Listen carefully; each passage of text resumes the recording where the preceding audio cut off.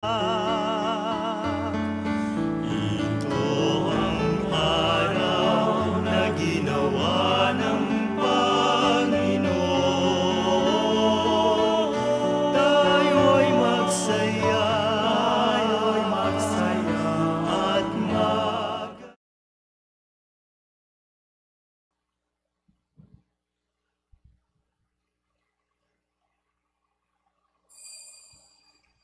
Magsitayo po ang lahat at ating dasalin ang pag-aalay sa umaga.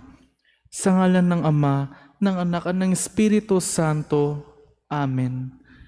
O Jesus, sa pamamagitan ng kalininisang puso ni Maria at ng tapat na puso ni Jose, iniaalay ko sa iyo ang aking panalangin, gawain, katuwaan at tiisin sa araw na ito.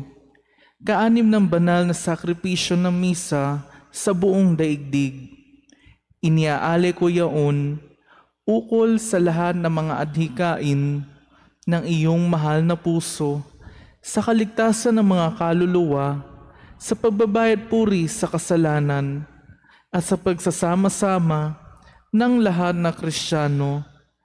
Iniaalay ko yaon ukol sa adhikain ng aming mga obispo at pari at tanging-tangi, ukol sa adhikain ng Santo Papa para sa buwan na ito ng Agosto.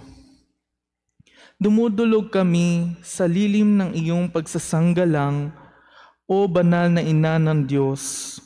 Huwag mong hindi pansinin ang aming kahilingan sa aming pangangailangan, bagkus ay ilayo kami tuwina sa lahat ng panganib. O maluhati at pinagpalang Birhen. Amen. Sa ngalan ng Ama, ng Anak at ng Espiritu Santo. Amen. Magsiupo muna po ang lahat.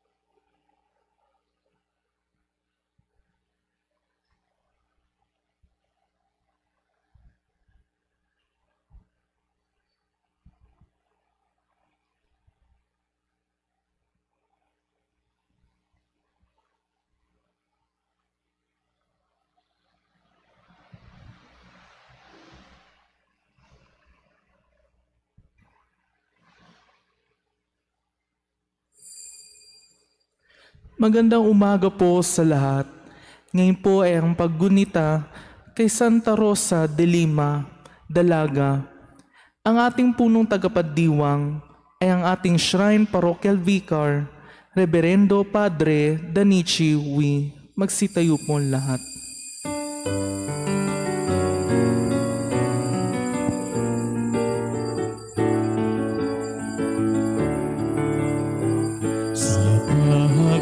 Panginoon,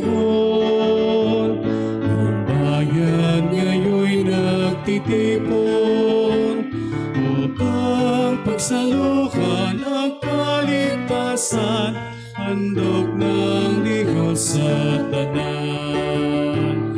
Sa pahag ng Panginoon, ang bayan ngayon nagtitipon upang pagsaluhan ang kaligtasan, handog ng Diyos sa tanan. Simulan natin ang ating pagdiriwang sa ngalan ng Ama at ng Anak at ng Espiritu Santo. Amen. Ang pagpapala ng ating Panginoong Hesukristo, ang pag-ibig ng Diyos Ama, at ang pakikipagkaisa ng Espiritu Santo naway sumainyong lahat.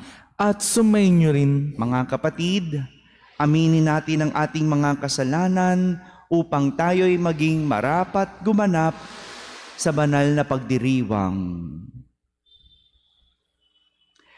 Inaamin ko sa makapangyarihang Diyos At sa inyo, mga kapatid, na lubha ako nagkasala sa isip, sa salita, sa gawa, at sa aking pagkukulang. Kaya isinasamo ko sa mahal na Birheng Maria, sa lahat ng mga anghel at mga banal, at sa inyo, mga kapatid, na ako ay ipanalangin sa Panginoong ating Diyos. Kaawan tayo na makapangyarihang Diyos, patawarin tayo sa ating mga kasalanan at patnubayan tayo sa buhay na walang hanggan. Amen. Panginoon, kaawaan mo kami. Panginoon, kaawaan mo kami. Kristo, kaawaan mo kami. Kristo, kaawaan mo kami. Panginoon, kaawaan mo kami. Panginoon, kaawaan mo kami. Manalangin tayo. Ama naming makapangyarihan, ginawa mong si Santa Rosa ay mag-alab sa iyong pag-ibig. Ano pat nilisan niya ang tanang bagay sa daigdig upang tanging para sa iyo makapamuhay ng may matinding pagtitiis na bukal sa kalooban. Bilang tugon sa kanyang pagdalangin, kami nawang tumatahak sa iyong landasin ay makalasap ng tamis ng pag-ibig sa iyong piling. Sa pamamagitan ni Jesucristo, kasama ng Espiritu Santo, magpa sa walang hanggan. Amen. Magsiupo po ang lahat.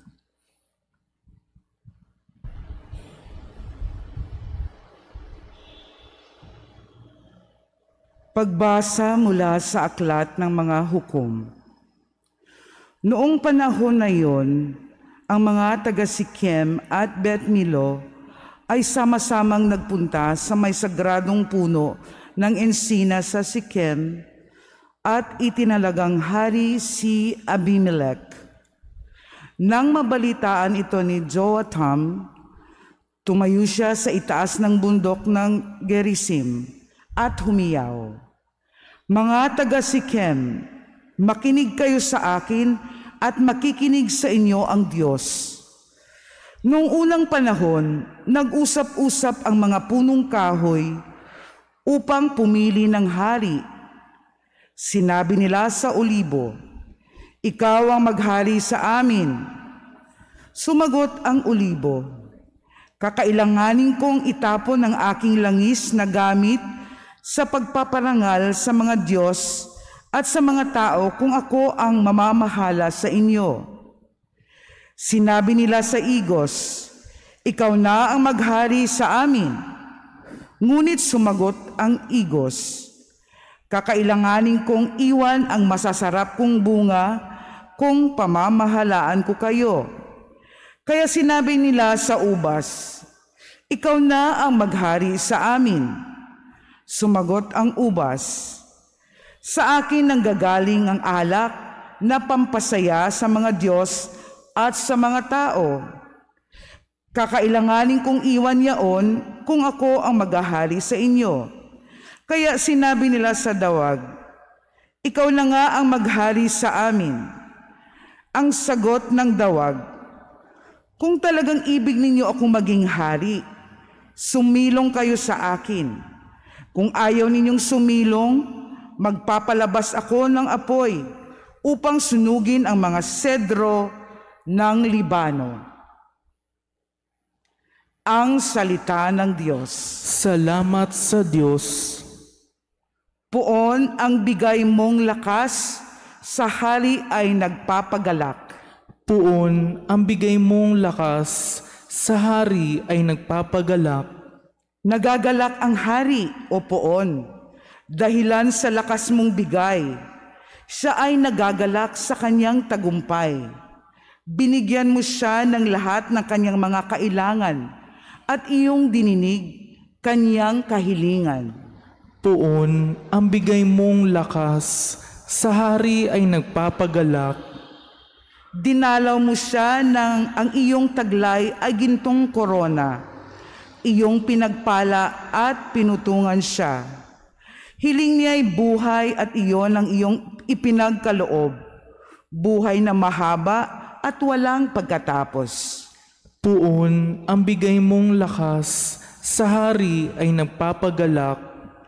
At naging dakila, pinadakila mo ng iyong tulungan. Naging bantog siya at makapangyarihan. Iyong pinagpala ng pagpapala mong walang katapusan. Nagagalak siya sa iyong patnubay. Poon ang bigay mong lakas, sa hari ay nagpapagalak. Magsitayo po ang lahat.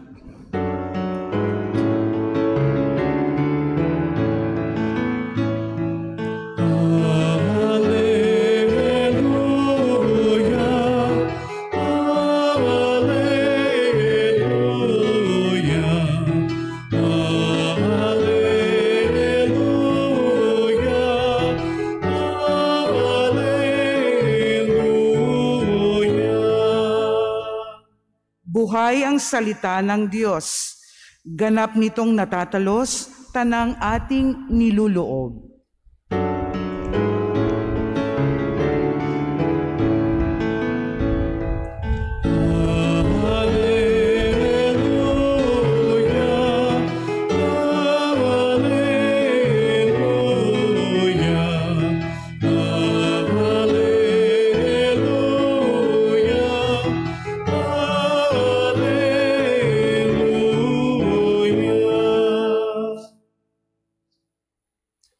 Sumainyo ang Panginoon. At sumainyo rin. Ang mabuting balita ng Panginoon ayon kay San Mateo.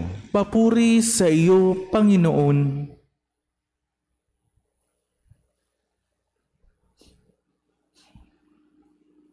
Noong panahong iyon, sinabi ni Jesus sa kanyang mga alagad ang talinhagang ito: ang paghahari ng Diyos ay katulad nito. Lumabas ng umagang-umaga ang may-ari ng ubasan upang humanap ng manggagawa. Nang magkasundo na sila sa upa na 1 denaryo maghapon, sila'y pinapunta niya sa kanyang ubasan. Lumabas siyang muli nang mag-iikasyam ng umaga at nakakita siya ng iba pang tatayo-tayo lamang sa liwasang bayan. Sinabi niya sa kanila, "Pumaroon din kayo at magtrabaho sa aking ubasan at bibigyan ko kayo ng karampatang upa." At pumaroon nga sila. Lumabas na naman ng mag-iikalabindalawa ng tanghali at nang mag-iikatlo ng hapon, at gayon din ang ginawa niya. Nang mag-iikalima na ng hapon, siya'y lumabas uli at nakakita pa ng iba pang wala ring ginagawa. Sinabi niya sa kanila, "Bakit kayo tatayo-tayo lang dito sa buong maghapon?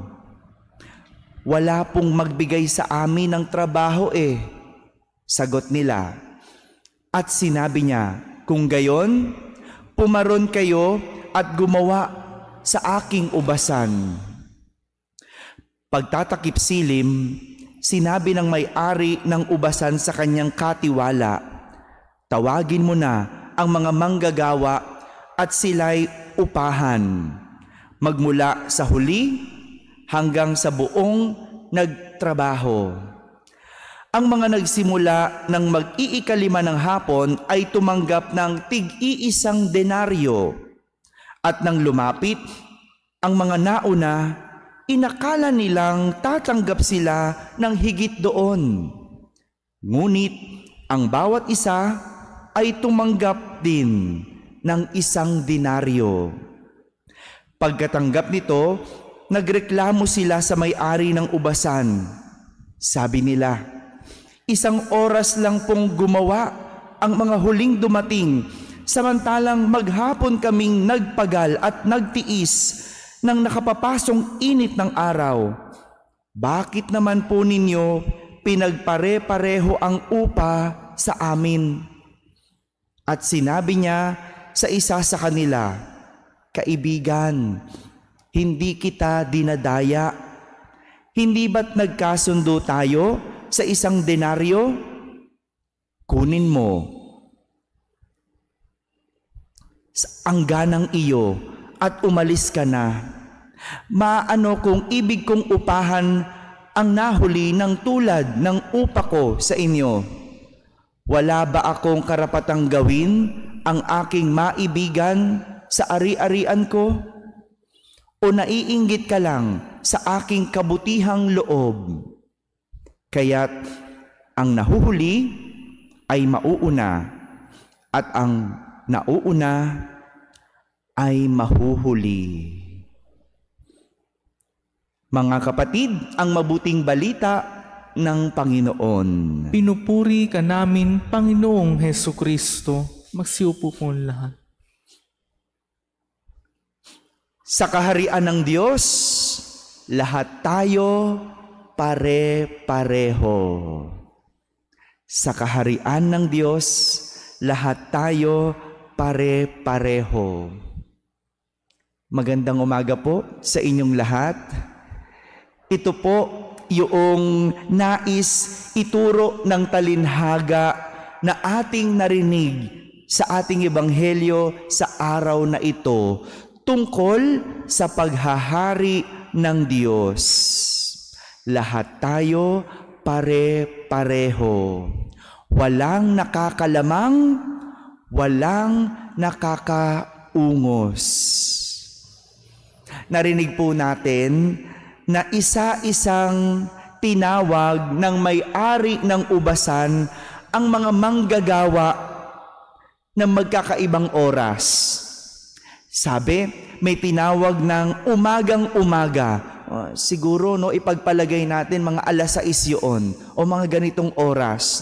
Mayroong tinawag ng umagang-umaga, may tinawag ng 9:00, 12:00, 3:00, at 5:00 ng hapon. Kadalasan, ang mga nauunang pinipiling manggagawa ay yung mga magagaling, mga eksperto, mga sanay. Minsan pa nga, unahan ang mga may-ari ng ubasan sa pagpili ng mga manggagawa. Wala pa naman po kasi noong regular employee na tinatawag. Noon, arawan ang bayad. Magtatrabaho ka sa umaga, sa hapon, kukunin mo ang iyong upa. Kaya, tatambay-tambay ka lang sa liwasang bayan. At doon, mamimili ang mga may-ari ng ubasan kung sinong manggagawa ang pwede nilang kunin.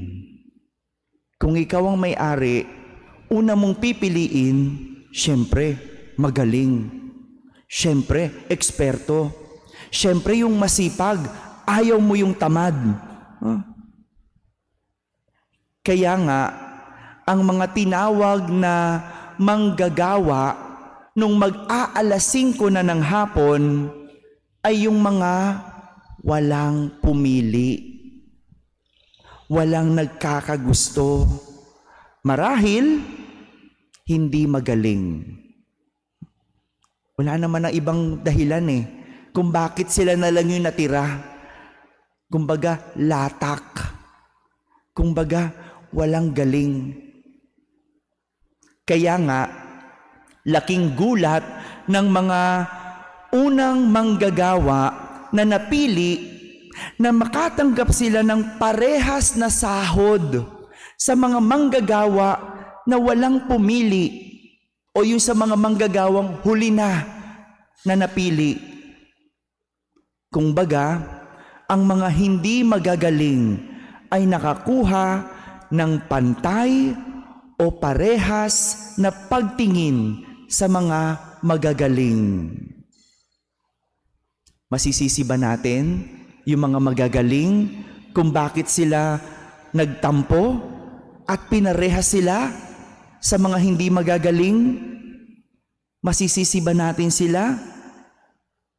Maski naman sa panahon ngayon, hindi ba kapag nakapagtapos ng pag-aaral, kapag alam mong magaling ka, eksperto, dapat mas malaki ang iyong sahod. Di ba?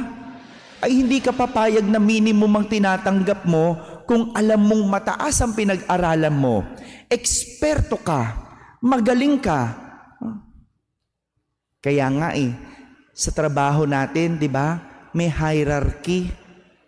Iba-iba ang sweldo, iba-iba ang katungkulan, iba-iba ang titulo. Hindi pwedeng magkakapareho. Kasi ganito sa ating mundo, tinitignan ang tao sa kanyang galing, titulo o estado. Kaya nga halos lahat ng aspeto ng buhay, nagpapagalingan ang mga tao. Sa eskwelahan, nagpapagalingan. Sa tahanan, hindi ba, mga magulang, kung sinong magaling, yun ang mas gusto, o yun ang apple of the eye. Sa trabaho, maski naman minsan sa simbahan, ganun din.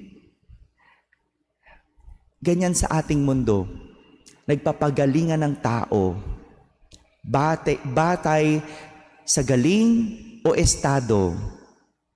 Pero hindi po ganito sa kaharian ng Diyos. Dahil hindi ganito tumingin ang Diyos. Dahil patas siya sa lahat at walang nakakaungos. Lahat ito ay dahil sa kagandahang loob ng Diyos. Kagandahang loob ng Diyos. Ito po ang gamit ng Diyos sa pagtingin pagdating sa kanyang paghahari. Gamit ang kalooban. Dahil siguro kung mata ang gagamitin sa pagtingin, sigurado panlabas na anyo lang ang makikita.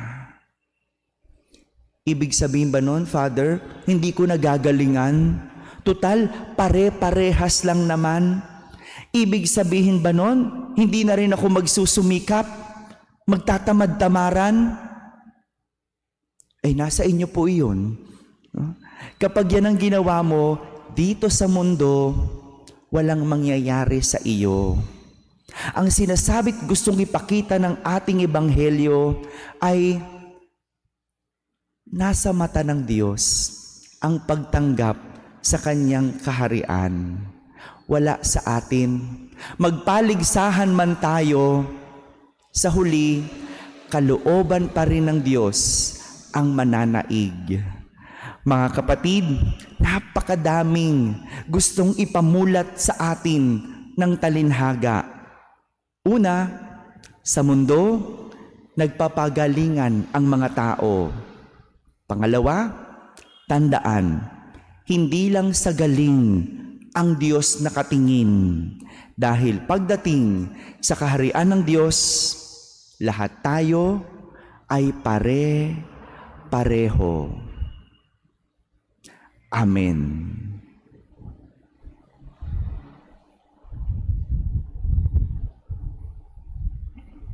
Magsitayo po ang lahat.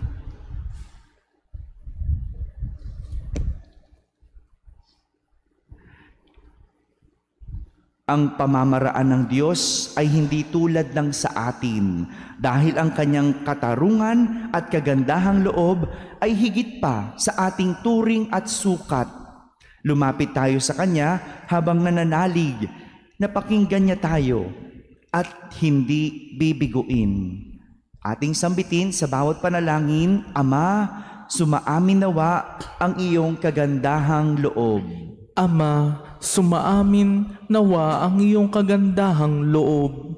Ang simbahan sa pamamagitan ng kanyang mga misyonero at tagapagpahayag, naway maipalaganap ang ebanghelyo ng Panginoon ng may katapangan at pagtitiyaga. Manalangin tayo sa Panginoon. Ama, sumaamin nawa ang iyong kagandahang loob. Tayo naway makapaglingkod sa Panginoon at sa isa't isa nang walang hinihintay na merito at gantimpala, at sa halip gawin lamang ito ng may kabutihan mula sa ating mga puso. Manalangin tayo sa Panginoon. Ama, sumaamin nawa ang iyong kagandahang loob. Ang mga walang trabaho naway dagling makatagpo ng kanilang hanap buhay.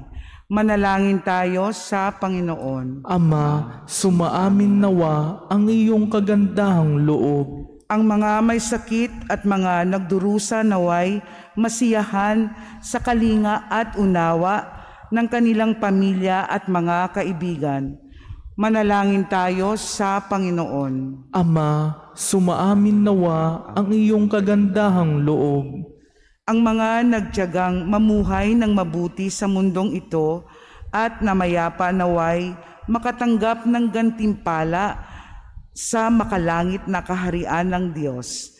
Manalangin tayo sa Panginoon. Ama, sumaamin nawa ang iyong kagandahang loob. Sa katahimikan, ating ilapit sa Diyos ang ating mga pansariling kahilingan.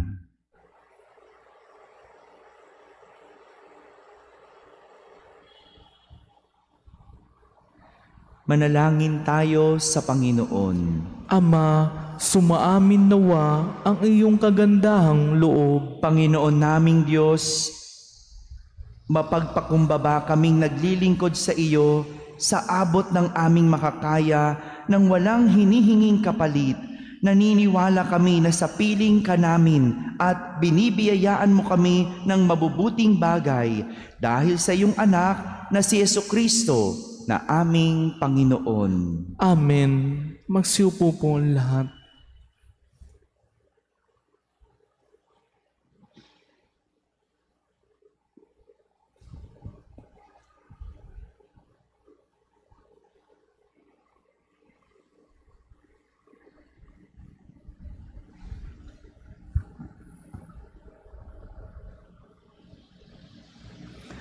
Kapuri-puri ka, Diyos amang lumikha sa sanlibutan, sa iyong kagandahang loob naritong aming may alay mula sa lupa at bunga ng aming paggawa, ang tinapay na ito para maging pagkaing nagbibigay buhay. Kapuri-puri ang poong may kapal, ngayon at kailanman.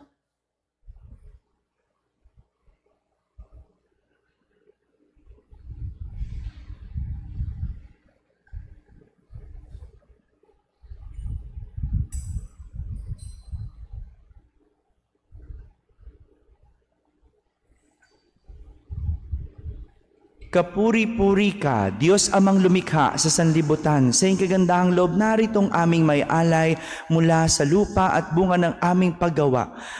Mula sa katas ng ubas at bunga ng aming paggawa, ang alak na ito para maging inuming nagpipigay ng iyong espiritu. Kapuri-puri ang poong may kapal, ngayon at kailanman.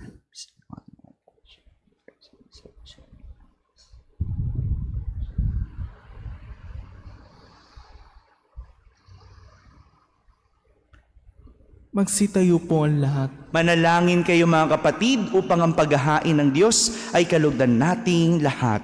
Tanggapin nawa ng Panginoon itong paghahain sa iyong mga kamay, sa kapurihan niya at karangalan, sa ating kapakinabangan at sa buong sambayanan niyang banal. Ama naming mapagmahal, sa pagsasalo namin ngayon sa banal na pakikinabang, matulungan nawa kami ng ulirang katapatan ni Santa Rosa upang tanging ikaw ang aming mahalin habang inaako namin ang malasakit ni Jesucristo kasama ng Espiritu Santo magpasawalang hanggan. Amen. Sumainyo ang Panginoon. At sumainyo rin. Itaas sa Diyos ang inyong puso at diwa. Itinasa namin sa Panginoon. Pasalamatan natin ang Panginoong ating Diyos. Marapat na siya ay pasalamatan. Ama naming makapangyarihan, tunay ngang marapat na ikaw ay aming pasalamatan.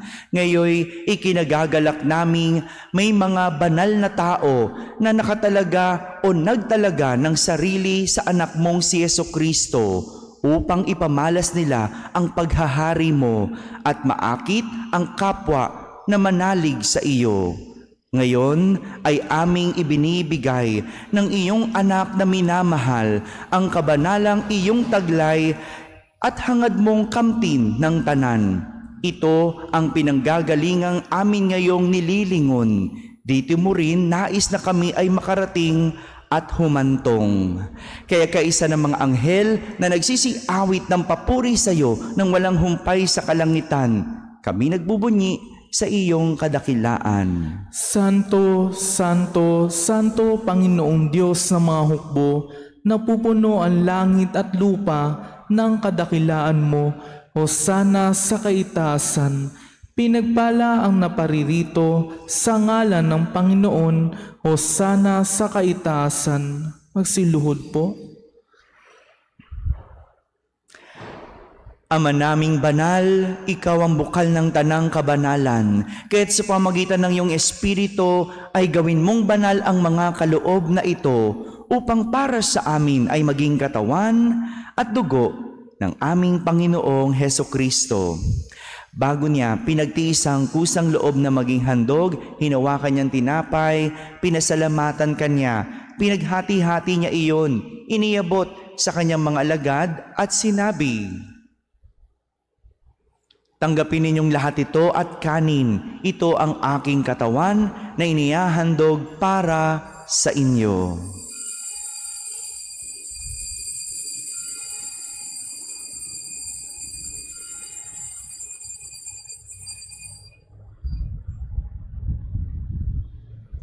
Gayon din naman, nung matapos ang hapunan, hinawakan niyang kalis, muli kanyang pinasalamatan. Iniabot niyang kalis sa kanyang mga alagad at sinabi, "Tanggapin ninyong lahat ito at inumin. Ito ang kalis ng aking dugo, ng bago at walang hanggang tipan. Ang aking dugo na ibubuhos para sa inyo at para sa lahat sa ikapagpapatawad ng mga kasalanan. Gawin ninyo ito sa pag-alaala sa akin."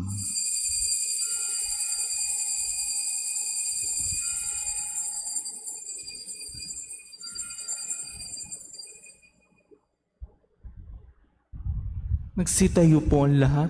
Ipagbunyi natin ang misteryo ng pananampalataya. Sa krus mo at pagkabuhay, kami ay natubos mong tunay. Poong Jesus, naming mahal, iligtas mo kaming tanan, ngayon at magpakailanman. Ama, ginagawa namin ngayon ang pag-alaala sa pagkamatay at muling pagkabuhay ng iyong anak, kaya't inaalay namin sa iyo ang tinapay na nagbibigay buhay at ang kalis na nagkakaloob ng kaligtasan. Kami nagpapasalamat dahil kami iyong minarapat na tumayo sa harap mo para maglingkod sa iyo. Isinasamo namin kaming magsasalo-salo sa katawan at dugo ni Kristo ay mabuklod sa pagkakaisa sa pamamagitan ng Espiritu Santo. Ama, lingapin mo ang iyong simbahang laganap sa buong daigdig. Puspusin mo kami sa pag-ibig kaysa ni Francisco na aming Papa, ni Jose na aming Obispo at ng Tanang Kaparian. Alalahanin mo si Rosita na tinawag mo mula sa daigdig na ito. Nung siya'y binyagan, siya'y nakaisa ni Kristo sa pagkamatay. Ngayong siya'y pumanaw, naway makaisa siya ni Kristo sa pagkabuhay. Alalahanin mo rin ang mga kapatid naming nahimlay na may pag-asang sila'y muling mabubuhay. Gayon din ang lahat ng mga pumanaw. Kaawan mo sila at patuloyin sa iyong kaliwanagan. Kaawan mo at pagindapating kaming lahat na makasalo sa iyong buhay na walang wakas. Kaisa na mahal na Birheng Maria na Ina ng Diyos, ng kabiyak ng puso niyang si San Jose, kaisa ng mga apostol, ni Santa Rosa at ang lahat ng mga banal na namuhay dito sa daigdig ng kalugod-lugod sa iyo. May pagdiwang nawa namin ang pagpupuri sa kararangal mo sa pamamagitan ng iyong anak na aming Panginoong Hesukristo. Sa pamamagitan ni Kristo, kasama niya at sa Kanya, ang lahat ng parangal at papuri ay sa iyo, Diyos Amang makapangyarihan, kasama ng Espiritu Santo, magpa sa walang hanggan. Amen. Amen. Amen. Sa tagubilin ng mga nakahagaling na utos at turo ni Jesus na Panginoon natin at Diyos, ipahayag natin ng lakas loob.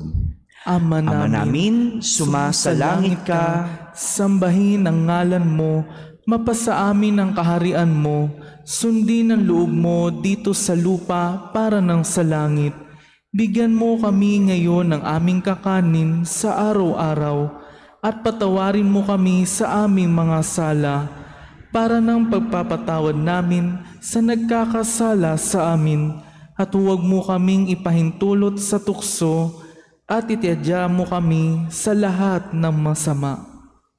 hinihiling namin kami iadya sa lahat ng masama, pagkalooban ng kapayapaan araw-araw, iligtas sa kasalanan at ilayo sa lahat ng kapahamakan, samantalang aming pinananabikan ang dakilang araw ng pagpapahayag ng tagapagligtas naming si Hesukristo. Sapagkat iyong kaharian at ang kapangyarihan at ang kapurihan magpakailanman. Amen. Panginoong Hesukristo, sinabi mo sa iyong mga apostol, kapayapaan ang iniiwan ko sa inyo, ang aking kapayapaan ang ibinibigay ko sa inyo.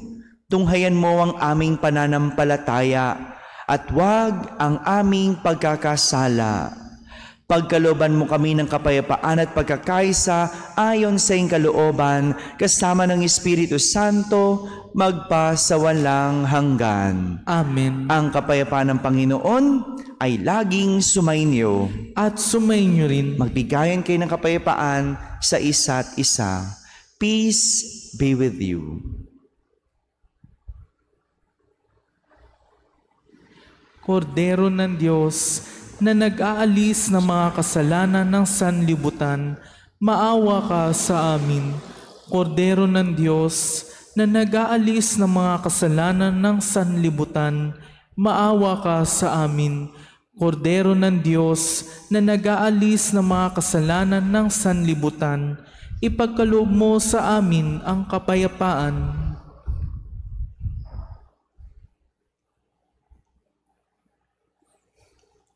Ito ang kordero ng Diyos. Itong nag-aalis sa mga kasalanan ng sanlibutan.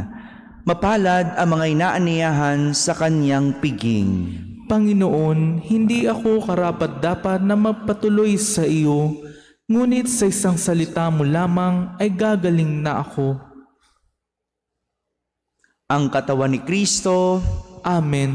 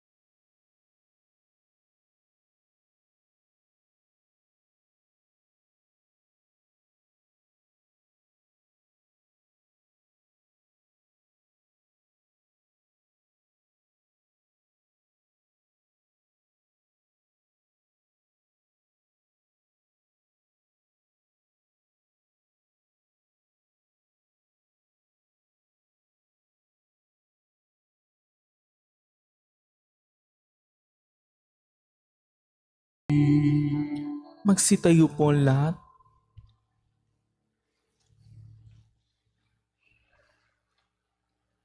Manalangin tayo.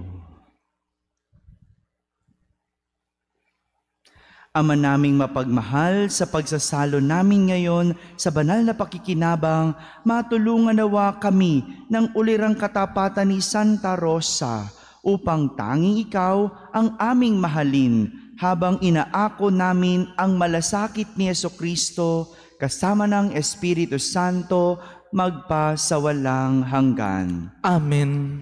Sumainyo ang Panginoon. At sumainyo rin. At pagpalain kayo ng makapangyarihang Diyos, Ama, Anak, at Espiritu Santo. Amen. Tapos na po ang ating pagdiriwang, humayging taglay ang pag-ibig at kapayapaan ni Kristo. Salamat sa Diyos.